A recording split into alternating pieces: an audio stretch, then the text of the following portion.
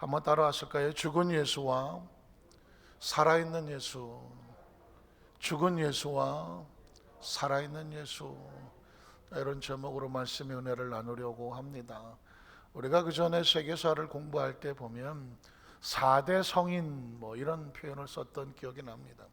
그때는 어쩔 수 없이 시험에 나오니까 4대 성인하고 외웠지만 지금 생각하면 약이 오르고 속상한 일입니다. 왜냐하면 예수 그리스도가 어떻게 성인으로 들어갑니까? 성인이라는 단어는 이미 사람으로 취급해 버리는 것이거든요. 그렇지만 세계사 속에서 4대 종교와 함께 4대 성인이 나오는 거니까 어린 시절에 같이 공부했던 기억을 더듬어 보면 예수 그리스도가 나오고, 누가 나옵니까? 석가모니가 나오죠. 불교니까. 공자가 나옵니다. 유교니까. 마호멧이 나오죠. 이슬람교 나옵니다. 4대 성인 하면 4대 종교를 창시했다고 할까요? 그들이 믿는 어떤 신앙의 대상자들 이런 표현으로 4대 성인이라고 씁니다. 그러면 제가 좀 기분이 별로 좋지 않았다라고 말했다면, 기독교와 다른 종교 그리고 예수 그리스도와 다른 성인들하고는 뭐가 다를까요? 부활이죠. 우리 교회 안수 집사님 수준이 이 정도입니다. 부활입니다. 다시 말해서 예수 그리스도의 무덤만 비어 있다는 것입니다. 무덤이 비어 있다는 사실은 놀라운 일입니다. 무덤이 비어 있다는 사실은 무슨 뜻일까요? 부활을 상징하는 것입니다. 적절한 비유가 될지 모르겠지만 우리가 부활절에 계란을 삶아서 나눠 먹기도 하고 나눠 주기도 한다는 말이죠. 계란이 껍질만 남았다는 얘기는 그 속에서 무슨 일이 벌어졌다는 것입니까? 부화가 됐다는 것이죠. 부화. 설마 부활했다고 하진 않겠죠. 계란이 껍질만 남았다는 얘기는 그 속에 있었던 병아리가 깨고 부화돼서 나왔다는 것입니다. 어쩌면 부화와 부활이라고 하는 것은 니을자 받침 하나 차이인지는 모르지만 의미상으로 보면 계란 속에 있었던 그 병아리가 껍질을 깨고 나왔습니다. 더 이상 계란 속에 들어있지 않습니다. 껍질이 빈 껍질이 됐다는 얘기는 생명이 살아 나왔다는 이야기입니다. 그러나 잘 모르겠지만 어떤 계란은 그 안에가 묵직하게 깨지지 않고 남아 있습니다. 이건 뭘까요? 부화되지 못한 것이죠. 부화되지 못한 것은 결국 그 안에서 썩어가지 않겠습니까? 마찬가지입니다. 그 무덤이 4대 성인의 무덤이 예수 그리스도를 제외하고는 다 무덤이 휘황찬란하게 참배가 되고 순례가 되고 있는지는 모르겠으나 예수 그리스도의 무덤은 성지순례를 가봐도 빈 무덤 이렇게 기록되어 있습니다. 이 이야기는 부활이라고 하는 것입니다. 부활이라는 것이 얼마나 중요한 의미가 있는지 모릅니다. 종교라고 하는 것은 부활로 나누어지는 것이죠. 왜냐하면 부활은 초자연적인 사건이잖아요. 최근에 함께 말씀을 나누다가 보니까 수요 예배도 그렇고 금요철 예배도 그렇고 계속 말씀의 주제가 부활로 가더라고요. 부활로. 갖다 귀어 맞춘 것은 아니지만 사도행전의 주제도 마지막에 가면서 바울은 마지막에 부활에 대한 메시지가 있고, 우리가 요한복음 20장을 지금 3일 예배 때 말씀을 나누고 있는데 예수님이 부활하시고 제자들에게 하시는 말씀도 역시 부활의 모습이었습니다. 이것이 일맥상통하긴 하지만 오늘 이 시대 속에서 크리스찬은 무엇이 없으면 신앙이 아니다. 오늘은 부활이라고 하면 대충 다 맞을 것 같아요. 신앙 속에 부활이 없으면 신앙이 아닙니다. 부활이 없으면 능력이 아닙니다. 부활이 없으면 예수가 아닙니다. 부활이 없으면 천국이 없습니다. 그래서 철저하게 이 부활이라고 하는 것이 얼마나 중요한 신앙인가 다시 되새겨보는 것입니다. 그렇다고 지금 10월 달에 부활절이 아닙니다. 부활절에서 부활을 얘기하는 것이 아니라 크리스천은 날마다 부활의 신앙으로 무장을 해야 크리스천의 올바른 정체성을 찾을 수 있다는 것이죠. 오늘 예수 그리스도를 이 부활과 함께 증명을 하는데, 우리 첫 번째로 예수님께서 자신에 대해서 말씀을 하실 때, 예수님의 사역에 자신에 가서 스스로 말씀하실 때 주제는 뭐였냐면 부활이었었습니다. 아시는 것처럼 예수님의 3대 사역은 가르치는 것, 천국 복음을 선포하시고 말씀을 가르치시고 병든 자를 고치시고. 자, 천국의 복음을 선포했다? 예수님의 3대 사역입니다. 천국은 뭔데 이 세상의 나라에 선포를 해야 됩니까? 이제까지 천국에 대한 이야기를 천국에서 와서 천국을 알고 천국인이 이 세상에 선포한 얘기가 뭘까요? 너희가 알고 있는 세상이 다가 아니다. 또 다른 차원의 나라가 있다. 우물 안이 다 세상이 아니다. 우물 밖으로 나가면 전혀 다른 차원이 펼쳐져 있다.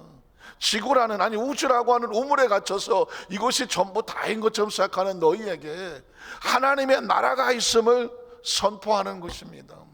그런데 이 말씀을 왜 가르쳐야 됩니까? 하나님의 나라는 초자연적이며 4차원의 세계니까, 영적인 세계니까, 인간의 지성과 인간의 감각과 인간의 시력과 인간의 청력과 인간의 촉각으로 만져지지 않으니까, 보여지지 아니하니까, 들려지지 아니하니까, 이건 천국에 와서 천국의 사람이 천국을 아는 그 천국인이 와서 우리에게 말씀을 가르쳐 풀어줄 수밖에 없습니다. 부활의 주님이 엠마의 두 제자에게 말씀을 가르쳐 줄 때 그들의 마음이 뜨거웠다라는 표현을 쓰는 것은 뭐냐면, 하나님의 말씀은 우리에게 성령으로 말미암아 감동되어 선포가 되어지면 우리 영이 반응을 한단 말입니다. 영이 반응을 하기 때문에 말씀을 들어야 살 것 같고, 기도를 해야 살 것 같고, 찬양을 해야 살 것 같은 것은 뭐냐면 영혼이 살아야 되기 때문입니다. 영혼이 살지 아니하면 마음의 기쁨이 없는 것이고, 마음의 기쁨이 없는데 육체가 살아갈 수가 있겠습니까? 크리스찬들이 오늘 이 밤에 나와서 또 온라인 선상에서 정말 어떤 자세로, 어떤 모습으로, 어떤 절박함으로 말씀 앞에 귀를 기울이고 있는지 볼 수는 없지만 하나님은 보시는 것이죠. 그 심령 속에서, 그 상황 속에서 하늘의 말씀에 귀를 기울이며 그 말씀을 가슴에 품으려고 영혼이 반응하는 건 하나님이 그 영혼을 기뻐하시는 줄 믿습니다. 여러분, 오늘 이 자리에 나오신 것은 살로 나오신 것입니다. 살로 나온 것이죠. 어떤 크리스찬이 말하더라고요. 이렇게라도 철야 앞에 나와서 기도할 수 있으니 내 영혼이 살 것 같습니다. 사랑하는 성도 여러분, 사람은 떡으로만 사는 것이 아닙니다. 하나님에서 나오는 말씀으로 사는데 그 말씀은 영혼이 산다는 말입니다. 그래야 되는 것이죠. 그래서 천국 복음을 선포하시고 말씀을 가르치시는데, 가르치는 것만 아니라 천국이 임하면 능력의 역사가 나타나더라. 병이라는 건 3차원의 절망을 말하지만 예수님의 4차원의 초자연적 능력으로 병을 고치시더라. 귀신을 쫓아내시더라. 무슨 뜻입니까? 하나님의 나라가 들어가면 하나님의 나라가 세상에 들춰짐으로 말미암아 하나님의 존재가 드러나고 하나님 백성들을 불러 모으게 되는 거 아니겠습니까? 하나님 백성들을 불러 모으게 되는 것입니다. 불러 모으는 것입니다. 저와 여러분이 이 자리에 모인 것은 뭘까요? 하나님의 백성이기 때문에 이곳에 달려 나오는 것입니다. 믿으십니까? 믿으십니까? 이 3대 사역을 공적인 사역이라고 말하면, 예수님이 자신에 대해서 아까도 그랬지만 사람들 나를 누구라고 하느냐, 자신의 존재에 대해서 사역을 하면서 포커스를 맞출 때 하고 싶은 얘기는 뭐냐면 영혼이 살아있는 부활을 말씀하고 싶은 것입니다. 그래서 아까 제가 마태복음 16장에 가이사라 빌립보 그러죠. 가이사라 빌립보에서 예수께서 물으신 다음에 베드로가 주는 그리스도시요 살아계신 하나님의 아들입니다라는 고백을 했을 때 예수님이 춤을 추려고 하잖아요. 춤을 추려고 합니다. 빠연한 시몬아, 네가 복이 있다. 이건 누구나 대답할 수 있는 것이 아니다. 예수님의 다른 제자들도 입도 뻥긋하지를 못했단 말입니다. 선지자면 됐지, 엘리야면 됐지, 에레미야면 됐지, 이 정도 그 이상에 뭐가 있냐. 더 이상은 인간의 머리로 상상할 수가 없습니다. 이걸 치고 넘어가려면 초자연적인 존재가 나와야 됩니다. 창조주가 나와야 됩니다. 주는 그리스도이요, 그리스도는 기름 부은 구약의 메시아, 하나님의 차원, 하나님의 나라에서 오는 특별한 존재란 말이죠. 살아있다는 얘기는 뭘까요? 영원히 어제도 오늘도 내일도 알파 오메가 같이 존재하시는, 시간과 공간을 초월해서 우리의 상상을 뛰어넘는 살아계신 하나님의 아들입니다 라는 고백을 하는 것입니다. 이 고백을 할 수 있어야 뭐가 나오느냐? 부활이 나오는 것입니다. 왜냐하면 부활이 믿기 쉬운가요? 절대 믿기 쉽지 않습니다. 죽음에 두려워 떠는 존재가 부활을 어떻게 믿습니까? 아니, 인류 역사 속에 예수 그리스도 외에 죽었다 살아난 사람이 없는데, 살아난 사람이 없는데, 죽어서 살아나온 사람이 없는데 어떻게 죽은 사람이 살아난다는 부활을 믿으라는 것입니까? 못 믿는 게 정상입니다. 그렇기 때문에 예수님께서는 부활을 설명하려면 어떻게 되느냐, 부활을 인식할 수 있는 초자연적인 영적인 감각과 반응할 수 있는 영적 수신기가 발동을 해야죠. 주는 그리스도시요 살아계신 하나님의 아들입니다 라는 신앙 고백할 수 있는 그 영혼에게 부활이 설명되는 것입니다. 여러분 길거리 가다가 아무나 붙잡고 부활을 얘기해 보십시오. 반응합니까? 반응 못합니다. 그러나 반응하는 사람이 옵니다. 누굴까요? 크리스찬이죠. 크리스찬은 영적인 수신이 있는 것입니다. 예수님 부활하셨습니다 할 때 반응이 없는 사람은 영적 수신기가 없는 사람이거든요. 그가 부활하셨다고 할 때 반응하며 뛰어나오는 사람은 살아있는 사람들입니다. 믿으십니까? 그래서 여러분 이 고백을 하고 난 다음에 예수님께서 마태복음 16장 21절에 이런 고백을 하는 것입니다. 이때로부터, 이때가 뭘까요? 주는 그리스도시요 살아계신 하나님의 아들입니다라는 신앙의 고백이 선포된 이후로부터 예수께서 자기가 예루살렘에 올라가 장로들과 대제사장들 서기관들에게, 그 당시 유대인들에게, 유대 지도자들에게 많은 고난을 받고 죽임을 당하고, 뭘까요? 마치 한 마리 어린 양처럼 자신의 생명을 쏟아 피를 쏟아서 인류를 구원할 수 있는 희생의 대속 제물이 될 것을 예언하시는 것입니다. 그러나 예수님이 하고 싶은 얘기는 대속 제물로 끝나지 않습니다. 제3일에 뭐한다? 살아나야 할 것을 다른 말로 바꾸면 부활입니다. 기독교의 핵심은 부활에 있습니다. 석가모니도 제자가 있고 공자도 제자가 있고 마호메도 제자들이 따라다녔습니다. 겉모습은 비슷합니다. 다 제자들이 있고 따라다녔고 사람들이 따라다녔습니다. 많은 교훈도 있었습니다. 어쩌면 그들에게 어떤 다른 역사가 나타 병을 고쳤을지 모르겠습니다. 그러나 그들은 부활을 말하지 못했습니다. 왜냐하면 부활을 알 수 있는 영적인 수신기가 없었단 말입니다. 예수는 달랐습니다. 예수는 드디어 자신의 정체를 드러냅니다. 나는 다시 부활하리라. 제자들에게 비로소 나타냈다고 말합니다. 아주 조심스럽게 계획되어 이제 준비가 되어진 곳에 부활의 생명체를 정확하게 끄집어내는 것이죠. 마태복음 17장 22절 23절에 보면 두 번째 갈릴리 모일 때 예수께서 제자들에게 이르시되 인자가 장차 사람들의 손에 넘겨져서 죽임을 당하고, 자, 예수님은 적어도 3번을 제자들에게 정확하게 인식합니다. 예수님의 사역은 죽임을 당하고 그러나 뭐하리라? 살아나리라. 믿으십니까? 죽임을 당하나 살아나리라. 어마어마한 도전입니다. 너희가 죽으나 살아나리라. 너희가 이 땅에서 죽음을 당하나 영생하리라. 멸망하지 아니하고 영생을 하리라. 세상에서 너희를 모르나 너희는 하나님의 자녀는 영생하리라. 믿으십니까? 예수님께서 영생을 얘기하실 때 영생을 알려면 부활부터 알아야 되지 않겠습니까? 영원히 산다는 인식이 머릿속에 있나요? 저는 어려서부터 교회를 다녀서 성경을 수도 없이 읽었지만 하나님이 세상을 점사하셔서 멸망치 않고 영생을 얻게 하려 했습니다. 찬양도 부르고 수도 없이 했지만 영생이란 개념이 들어와서 내 머릿속에 바뀔 때 이게 얼마나 충격적인 단어라는 사실에 놀랄 수밖에 없었습니다. 영생을 누가 반응합니까? 영생을 어떻게 믿습니까? 나는 영생에 한 번도 의심해 본 적이 없다. 아유, 훌륭하신 분들입니다. 자, 고개를 숙입니다. 저는 예수를 먼저 믿었습니다. 예수를 먼저 믿었고 예수를 아는 데 시간이 걸렸습니다. 먼저 믿었기 때문에 의심하지를 못했습니다. 어느 날 성경을 뒤집어서 말씀을 가르친 자가 되어보니, 말씀을 선포하는 자가 되어보니 제 시각으로 말씀을 봐서는 안 되었습니다. 왜냐하면 목사님이니까 무조건 믿으라고 하니까 교회 가면 무조건 믿으라며 이 소리가 듣기 싫어서 말씀을 뒤집어서 논리적으로 가기를 시작을 했습니다. 과연 이 성경이 논리적으로 가능한가? 성경을 쳐다보니까 철저하게 논리적입니다. 성경이 철저하게 논리적이기 때문에 저는 성도들 입장에서 성경을 보는 것입니다. 그리고 논리를 말하는 것입니다.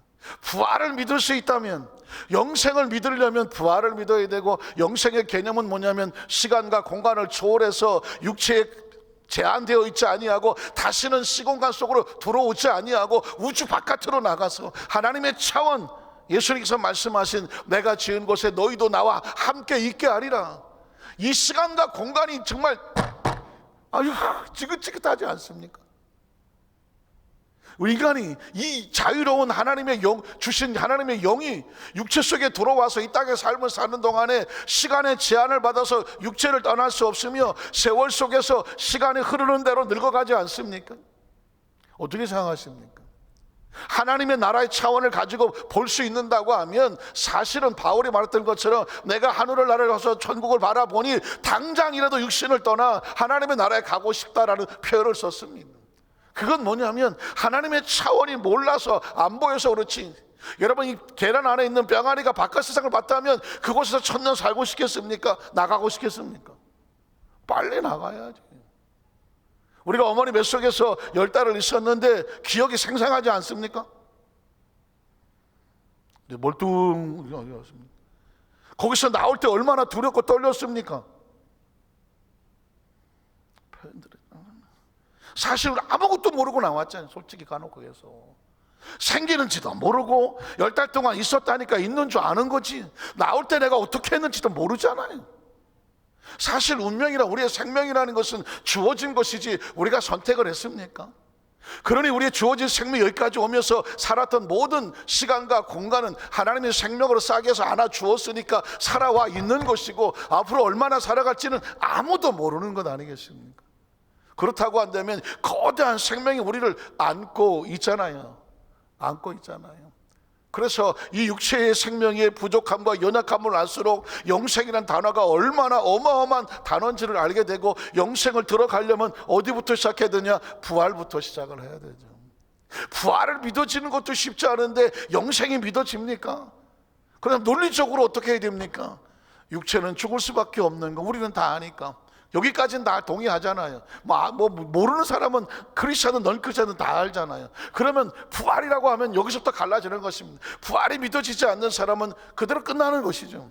부활이 믿어지는 사람은 그 다음에 영생에 대한 소망을 가지고 말씀을 알고 가는 길과 진리와 생명이 무엇이냐? 예수 그리스도 하는 것이죠. 그래서 예수님께서 I am the way, 내가 오직 한 길이야, 내가 오직 한 생명이야, 오직 진리야 라고 말할 때 예수님께서 그동안 말씀해 놓은 것을 무조건 믿었는데, 무조건 암송했는데 그 말씀에는 의미가 다 있더라는 것이죠. 철저하게 논리적입니다. 논리적입니다. 하나님이 창조주라는 사실이 무조건 믿어지는 것 같습니까? 아니죠. 존재하는 것은 뭐든지 창조주가 있어야 됩니다. 이게 논리란 말입니다. 이 안에 있는 모든 것들은 스스로 존재하지 못합니다. 어떤 사람이 여기 있는 게 스스로 존재한다고 말하면 미친놈이라고 말할 것입니다. 마찬가지입니다. 스스로 여기 존재할 거 아무것도 없다는 게 그게 논리라고 하면 인간은 스스로 존재하지 못한다, 이것도 맞는 얘기죠. 여기에 난 스스로 존재한다고 말하는 사람이 나오면 그러면 미친놈입니다. 절대 가까이 하면 안 됩니다. 그럼 뭘까요? 모든 것이 만들어졌다고 하면 어쩔 수 없는 3차원에 쓰지 않는 단어지만 창조주가 등장할 수밖에 없는 것입니다. 창조주의 세계는 우리는 모르겠습니다. 하나님이라는 세계는 성경을 통해서만 알려주기 때문에 부분적으로밖에 알 수 없습니다. 그러나 바울이 고백했습니다. 지금은 거울을 보는 것처럼 희미하게 보이지만 그때는 얼굴과 얼굴을 대하는 것처럼 자세히 알게 되리는. 저의 가장 궁금한 것은 뭐냐면 하나님의 나라 속에서 하나님이란 존재가 스스로 존재하는 자존인의 존재, 창조주인데 창조를 우리가 개념은 알겠는데 어떻게 되는지, 어떻게 자존하는지 하나님의 거대한 존재가 알고 싶은 것입니다. 왜냐하면 우리가 그 속에서 나왔기 때문입니다. 믿으십니까? 이 하나님이 믿어지면 부활이 아무것도 아니고 그리고 영생에 대한 저 끝까지 갈 수 있는 차원이 돼. 이게 얼마나 감사합니까? 그러나 제자들은 우리만도 몰랐단 말입니다. 당장 눈앞에는 예수가 죽임을 당하리라, 그 다음엔 생각이 안 나는 것입니다. 왜냐하면 예수님께서 3일에 살아나리라. 들어옵니까? 안 들어옵니까? 안 들어옵니다. 어떻게 합니까? 제자들이 매우 근심하더라는, 근심할 수밖에 없는 것입니다. 근심할 수밖에 없는. 여러분, 이 반응하지 못한, 부활에 대한 반응이 없으면 영생에 대한 반응이, 아니 초자연적인 신앙에 대한 마음에 대한 어떤 시야가 열려지지 않냐면 예수님의 제자 안에 누구라도 예수를 눈앞에 두고도 그의 부활을 믿지 못합니다. 예수님은 마태복음 20장 17절로 19절에 세 번째도 강조합니다. 세 번째 또 부활을 강조합니다. 예수께서 예루살렘으로 올라가려 하실 때에 12 제자를 따로 데리시고 길에서 이르시되 보라 우리가 예루살렘으로 올라가노라. 예루살렘은 아름다운 성이지만 예수님은 아셨습니다. 예루살렘을 입성하고 나면 사람들이 당장 무슨 종려나무를 깔고 옷을 깔고 다윗의 자손이 옥산나, 그러나 바로 뒤집어서 예수를 십자가에 못 박을 것을 아셨기 때문에 제자들에게 마음을 다시 다스리게 하는 것이죠. 인재가 대상들과 서기관들에게 넘겨짐에 그들이 죽이기로 결의하고 이방인들에게 넘겨주어 그를 조롱하며 채찍질하며 십자가에 못 박게 할 것이다. 여기까지 들으면 제자들이 정신이 나가버리는 것입니다. 지금 우리가 올라가는 것은 사람들로부터 환호를 받는 것이 아니라 예수가 십자가에 못 박히러 간다는 것. 그럼 우리는 어떻게 되는 거예요? 제자들은 혼돈이 오는 것입니다. 혼돈이 오는 것입니다. 혼란이 오는 것입니다. 때문에 예수님께서는 세 번째 말씀합니다. 제3일에 뭐하리라? 살아나리라. 살아난 상대라면 우린 죽음을 보지 않습니다. 살아나리라. 제3일에 살아나리라. 예수님께서 우리에게 도전하게 만드는 것입니다. 이 세 번이나 이렇게 말씀하는 이유가 뭘까요? 우리의 의식과 사고를 바꾸려고 하는 것입니다. 여러분, 예수를 믿으면 뭐가 달라지나요? 의식과 사고가 달라지는 것입니다.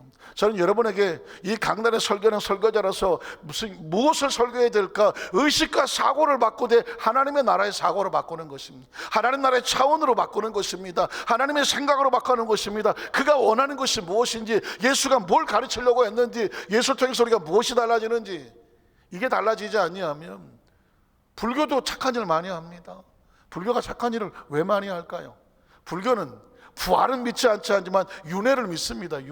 윤회가 뭘까요? 다음 세상, 다음 세상에 뭐 부잣집에 무슨 뭐로 태어나라. 이게 윤회의 가장 최고 축복입니다. 그런데 윤회의 가장 가슴 아픈 존재가 뭐냐면 무슨 구데기, 바퀴벌레, 모기 이런 걸로 태어나는 것입니다. 그래서 그 사람들은 모기도 안 잡습니다. 왜 안 잡습니까? 혹시라도 자기 조상일까 봐 모기를 안 잡는 것입니다. 예전에 제가 훈련소에서 있는데 이 스님 출신이 하나 왔더라고. 스님 출신. 야, 이 사람 대단하대. 제가 내무반 훈련소 막 훈련 받고 할 때 모기가 있어서 딱 잡았더니 제 손을 딱 잡더니 잡지 마. 말도 엄청 부드럽게 잡지 마. 왜? 모기 물지 않았더니 살생하면 안 돼. 왜? 그랬더니 우리 조상님인지를 몰라. 이건 제대로 된 스님이더라고. 제대로 된 스님이야. 그래서 그 친구 때문에 모기도 못 잡았어. 그냥 헌혈해서 헌혈. 아이고. 여러분 보십시오. 그 사람들은 다음 세대에 윤회할 때 자기가 살생을 안 해야 다음 세상에 좀 훌륭한 집안에 태어난다. 물론 불교의 궁극적인 뭐냐면 이 윤회에서 벗어나서 무슨 열반의 경지에 오르고 이런 차원이 있지만 이 사람들은 결국 자비를 말하는 이유는 딴 게 아닙니다. 다음 세상에서 좋은 모습이 되기 위해서 지금 현 세상에서 살생하지 않는 것입니다. 그렇게라도 살아요. 그렇게. 우린 모기 엄청 잡았네. 엄청 잡았어요. 안 뜯기려고 굳이 모기한테 헌혈할 이유는 없잖아요. 어쨌든 간에 차원이 다르잖아요. 차원이 다른 것입니다. 우린 이 땅에 살면서 정말 중요한 것은 우리가 부활에 대한 신앙을 정확하게 인식을 하면 그 다음에는 우리가 어떻게 합니까? 하늘에 대한 소망이 있기 때문에 그 불자들 이상으로 우리는 사랑하고 용서하고 자비하고 따뜻하고 사랑의 열매를 맺어가는 이유는 사랑이라는 것은 크리스찬들의 생활의 열매이기 때문에 부활을 하는 사람들 한 열매이기 때문에 자동으로 나오는 것이지, 내가 다음 세상에서 무슨 부잣집 아들로 태어나기 위해서 살생하지 않거나 그 살생하는 생명이 무슨 조상 중에 하나일까 봐 하는 건 아니란 말입니다. 이게 바로 예수님께서 자신의 사역 속에서 우리에게, 제자들에게 반드시 새기고 싶었던 부활신앙의 무장입니다. 두 번째는 뭐냐면, 그런데 예수님께서 부활을 믿지 못하는 자들을 책망하시더라는 것입니다. 이것도 퀘스천입니다. 왜냐하면 예수님께서 책망하시는 거 보셨습니까? 예수님은 죄인도 용서하고 문둥병자, 중풍병자, 심지어 이방인, 세리, 창녀, 귀신 들린 자 누구도 마다한 적이 없습니다. 그런데 가장 심하게 이런 독사의 자식들아라고 심하게 저주하는 것은 뭐냐면 외식하는 자들. 겉모습은 화려하게 종교인인데 뭐 거룩하게 막 써붙이고 돌아다니는 것 같은데 그 속에 진정한 하나님 사랑이 없고, 진정한 서로 사랑이 없고, 비판하고 정죄하고 손가락질하고, 나만 잘났고 저건 뭐냐고 손가락질하고, 아유 저 세리 저거, 아유 하나님 저 세리 저 기둥 뒤에서 기도하는 거 보세요. 아이고 저는 일주일에 2번 금식하고 늘 성경하고 뭐 11조도 열심히 하고요, 저는요 말씀을 막 베껴 쓰고요, 저는 칭찬 좀 해주세요. 막 다른 사람 막 손가락질 다 하고 저것도 나쁘고 저거. 이게 바리새인들이거든요. 이게 대제사 율법사 서기관들이거든요. 하나님이 도무지 내가 그 꼴 못 보겠다고 뛰쳐내려온 이유가 뭔지 아십니까? 백성은 그렇게 가르치면 안 된다. 예수님은 낮은 데로 오셔서 모든 사람들을 안아 품어서 사랑하고 용서하고, 하나님 원하는 것은 사랑이고, 마음을 다하고 성품과 뜻을 하나님을 사랑하고 내 이웃을 내 몸처럼 사랑하라. 이게 큰 율법이다. 그리고 마지막에 하나로 만들어서 서로 사랑하라. 세 계명이다 하셨단 말입니다. 그렇지 아니하는 서기관과 바리새인들을 책망하시고 독사의 자식들아 화를 내셨습니다.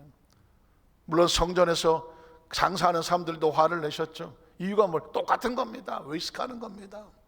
하나님이라는 존재 앞에 나와서 신앙생활 열심히 하는 척하지만 진심이 없는 예배는 듣고 싶지도 않다는 거예요. 진심이 없는 예물은 받고 싶지도 않다는 거예요. 진심이 없는 헌신은 하지도 말라는 것입니다. 여러분 지금 아주 위험한 시대에 살고 있습니다.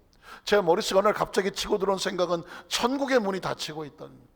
제가 무슨 천국을 열고 닫겠습니까만은 제 머릿속에 천국의 문이 닫히고 있다라는 말씀이 기어 들어오면서 성도들에게 이 말씀을 선포하죠. 설교에 대한 말씀은 지금 제 머릿속에 들어와 있습니다. 천국의 문이 닫히고 있는, 천국의 문이. 언젠가 혼인잔치가 예수님 신랑으로 오셔서 그 신부를 데리고 왔을 때 보니까 기름과 등불 준비하지 못한 천에 들어가려고 하는데 문이 닫히더만. 나중에 이 부분 같은 설교하겠습니다. 달란트 비유에서도 주인이 와서 결산하고 나니까 $1 받은 놈에게 저놈 쫓아내고 문 닫으라고 하더만. 닫힙니다. 들어오고 싶어서 못 들어옵니다. 예배를 드리고 싶어도 못 들어온 때가 옵니다. 기도를 하고 싶어도 기도가 터지지 않습니다. 회개를 하고 싶어도 회개의 눈물이 안 납니다. 찬양을 하고 싶은 내 속에 영이 반응하지 않습니다. 말씀을 들었는데 그 말씀에 내 영이 아무런 반응을 못할 때가 온다는 말입니다. 오죽하면 예수님께서 인자가 올 때에 믿는 자를 볼 수 있겠느냐. 이게 무슨 말입니까? 진정한 크리스찬 어떤 핍박과 어려움 속에서도 하나님의 성전을 지키고 믿음을 지키고 기도를 지키고 자신의 직분을 지키고 하는 진정한 그 크리스찬을 내가 만나볼 수 있겠냐고 물으시는 거 아니겠습니까? 세상 아주 교묘하게 가로막고 있지 않습니까? 아주 교묘하게 적당한 이유를 대서 하나님의 사람들이 예배하지 못하고, 하나님 사람들이 기도하지 못하고, 하나님 사람들이 말씀을 보지 못하고, 헌신하지 못하고, 봉사하지 못하고, 아주 교묘한 방법으로 치고 들어오지 않겠습니까? 사탄은 무식하지 않습니다. 하루아침에 촉갈가 떼대고 예수 안 믿으면 죽인다고 덤벼듭니까? 차라리 총 맞고 순교하고 말죠. 그렇게 오지 않습니다. 아주 교묘하게 합당한 이유를 가지고 아주 뜨뜻한 물에 담아놓은 깨구락지 모양 살살 불을 떼서 완전히 깨구리탕이 되는지도 모르고, 어느 날 보니까 하다 보니까 신앙 잃어버리고, 하다 보니까는 직분 잃어버리고, 하다 보니까 기도 잃어버리고, 하다 보니까 그 안에 열심과 열정이 사라져버리고 껍질만 남는, 그때는 이미 기름 등불도 없고 사러 가려도 뭐 살 곳도 없고 살아갔다 오니 문도 닫히고. 왜 그 생각이 들어온지 모르겠습니다. 천국의 문이 닫히고 있다는. 그럼 어떻게 해야 돼요? 백성들을, 그리스도의 신부들을 정신을 차리고 기름등불 준비하고 열심히 각자 그때가 언제 올지 모르지만 달란트를 준비하고 지극히 작은 데 하나를 찾아서 죽게 하듯 하고. 이게 우리의 심정이거든요. 왜냐하면 예수님께서 궁극적으로 예수 믿고 우리는 어디를 가야 됩니까? 하나님의 나라에 갑니다. 최근에 보니까 어느 동아그룹의 최원석 그분 동생인가 하는 장로님인지 아니면 어떤 성도인지 모르겠는데 책을 하나 썼다고 하더라고요. 책 제목이 예수 할아버지 이렇게 썼어요. 예수의 할아버지, 예수의 아버지는 목수의 요셉이니까 그 요셉의 아버지가 예수의 할아버지다 하면서 그 할아버지를 찾아봤더니 각 복음서마다 이름이 다르게 나오더라 뭐 이러면서 자신의 관점을 썼는데, 내용이 뭐냐면 교회에 대한, 성도들에 대한 약간은 비판적인, 비관적인, 도전적인 라는 자기 관점으로 쓴 이야기예요. 뭐 큰 비중 있는 책은 아니지만 저는 성도들 입장에서 볼 때 성경을 어떻게 볼까, 어떻게 생각할까, 이 부분에 관심이 있기 때문에 그때 개략적인 부분을 한번 살펴봤습니다. 왜 교회는 무조건 믿으라고 하는가? 그 사람을 만났던 어떤 목사님 오늘 교회는 보니까 거기는 하나님의 나라를 관심이 없고 이 땅의 삶에 대해서 가르쳐, 거기에 충격을 받고 은혜를 받았다는 것이. 그래서 예수를 믿으면 천국이 중요한 것이 아니라 이 땅의 삶이 중요하지 않느냐? 얼핏 보면 얼마나 맞는 이야기인지 모르겠습니다. 그런 사랑하는 성도 여러분, 아까 제가 말씀드렸지만 4대 성인 4대 종교하는 것처럼 그들도 다 이 땅에서 착하게 살자고 합니다. 그 사람들도 다 뭐 좋은 이야기, 교훈이 있고요. 공자 같은 사람은 그 중국 그 넓은 땅을 돌아다니면서 짐승만도 못하고 개처럼 살아가는, 그 당시에 도덕도 윤리도 없었던 그 중국의 여러 족속들을 갖다가 가슴을 치며 쫓아다니면서 인간은 똑바로 살아야 된다, 인이 예지 신이 있어야 된다, 삼강 오륜이 있어야 된다. 그래서 중국의 그 짐승같이 살아가는 사람들에게 도덕을 가르쳐, 윤리를 가르쳐서 하늘을 무서워하게 하고 부모를 공경하고 왕에게 충성하고 친구 간에 의가 있고 부부 간에 유별하고 그리고 장유 유서가 있어서 어른을 공격하고, 그게 공자가 한 겁니다. 그 제자들이 다 중국이란 나라의 머릿속에, 의식 속에 도덕과 윤리가 생긴 것은 공자가 그 출시가 돼서 가르쳐서 그렇게 된 거랍니다. 그 사람들은 인간적인 학문을 따지면 따라갈 사람이 없을 정도로 훌륭한 사람입니다. 그러나 공자도 천국은 모릅니다. 석가모니가 천국을 알겠습니까? 석가모니도 천국은 모릅니다. 마음에서 성경을 뒤집어 까갖고 뭐 경제했지만 테러하면서 뭐 거기 가면 천국 가서 테러하면 무슨 무슨 대추나무 밑에서 처녀들이 10명이나 너를 뭐 해줄 거다, 어떻게, 그래서 테러하고 젊은 사람 목숨을 잃어버리게 하는 것이 그게 이슬람교란 말입니다. 사랑하는 성도 여러분, 오늘 저와 여러분의 삶의 의식 속에, 사고 속에 진짜 중요한 것은, 우린 궁극적으로 이렇게 살든 저렇게 살든 옷을 다 벗고 하나님의 나라를 갈 겁니다. 그런데 천국에 대한 인식이 있는 사람은, 부활의 인식이 있는 사람은 절대로 함부로 살지 못한다니까요. 내가 지금 함부로 산다는 얘기는 부활에 관심이 없는 거예요. 천국에 관심이 없는 겁니다. 그러나 정말 부활과 천국의 소망이 있는 사람은 지금 하루하루 살아가면서 내가 천국에 가서 부활의 소망을 가지고 어떤 열매와 어떤 상급을 바라볼 것인가, 소망이 있다면 사는 방향이 달라지는 것이죠. 이제는 성도들 쫓아다니면서 이래라 저래라 할 수가 없습니다. 왜 그러냐고 말할 이유도, 왜 각자 다 살아. 그럼 한 가지만 정하십시오. 천국이 있습니까? 부활의 소망이 있습니까? 그러면 천국과 소망을, 부활의 소망을 가지고 각자 준비하면서 하십시오. 준비하고 살아야 되는 거예요. 언제 이래라 저래라 주일 성수해라, 11조 드려라, 봉사해라, 착하게 살아라, 이런 얘기를 해야 합니까? 가르쳐서 하는 신앙은 아닙니다. 내 속에 있는 보물을 지키려고 스스로 자기가 선택하여 천국을 준비하고 부활신앙으로 살아가는 것, 이게 크리스찬이라는 것입니다. 마지막 세 번째로, 살아있는 예수를 믿을 수 있어야 신앙의 능력이 생기더라고요. 살아있는 예수를 믿을 수 있어야 됩니다. 이게 이렇게 중요한 것인가? 여러분, 사도행전 25장 19절로 바로 넘어갈게요. 왜냐하면 예수님께서 말씀을 가만히 보면 그렇게 많은 말씀을 하셨는데 마지막 부활하시고 난 자면은 무조건 부활이 됐습니다. 부활을 믿는 자들과 믿지 못하는 자를 책망하고, 부활을 믿는 자의 이런 표적이 따른다고 말했고, 온 천하 만민에게 복음을, 이 부활의 복음을 전하라고 말했고, 그 부활의 복음을 전하는 증인이다. 그래서 성령의 충만한 능력을 주면 무슨 증인이냐? 그리스도의 부활을 전하는 증인이 되라. 이게 사실 부활로 핵심되는 것입니다. 오늘 본문에 보면, 사도행전 25장에 보면 바울이 이 부활 복음 전하다가 고소를 당하는 것입니다. 한번 읽어볼까요? 오직 자기들의 종교와 유대교와 기독교가 부딪히는 것입니다. 또는 예수라 하는 이가 죽은 것을 살아있다고 뭐 했습니까? 바울이 주장하는 그 일에 관한 문제로, 지난번엔 베릭스 총독이 바뀌어서 다른 베데스다 총독이 왔습니다. 또 유대인들이 고소를 하는 것입니다. 고소를 합니다. 그때 그 총격이 아그리파 왕이라는 사람 앞에서 이 바울이 자꾸 자꾸 고소를 당하는데, 고소 당하는 그 주제가 뭐냐, 그 내용이 뭐냐, 두 가지라는 것입니다. 하나는 뭐냐, 자기들끼리 종교적으로 유대교와 기독교가 부딪혔다는 것입니다. 그러면 유대교는 뭐고 기독교는 뭐냐? 유대교는 예수를 메시아가 아니라고 말하는 것입니다. 그래서 메시아라고 말하는 예수를 십자가 못 박아 죽여버렸다고 말하는 것입니다. 그게 타당하다고 말하는 것이고, 그러면 바울이 말하는 기독교는 뭐냐?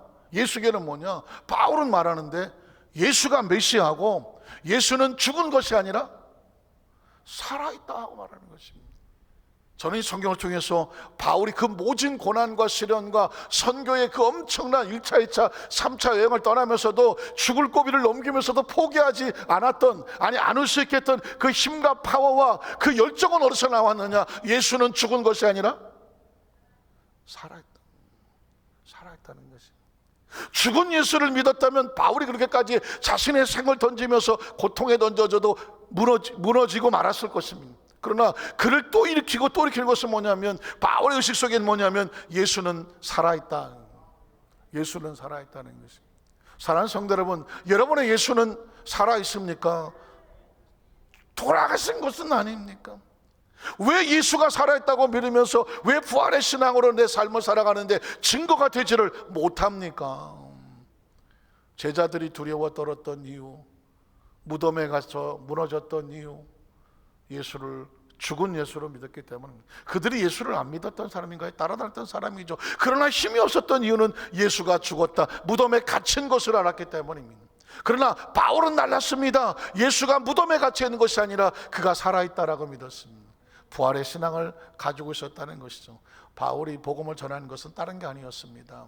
예수의 부활을 전했기 때문에, 예수의 부활을 믿는 것은 나의 부활을 믿는 것이고, 나의 부활을 가지고 복음을 가지고 내가 만나는 여러 나라, 여러 인종에게 여전히 부활의 복음을 선포하기 위해서 자신의 생명을 걸었다는 것입니다.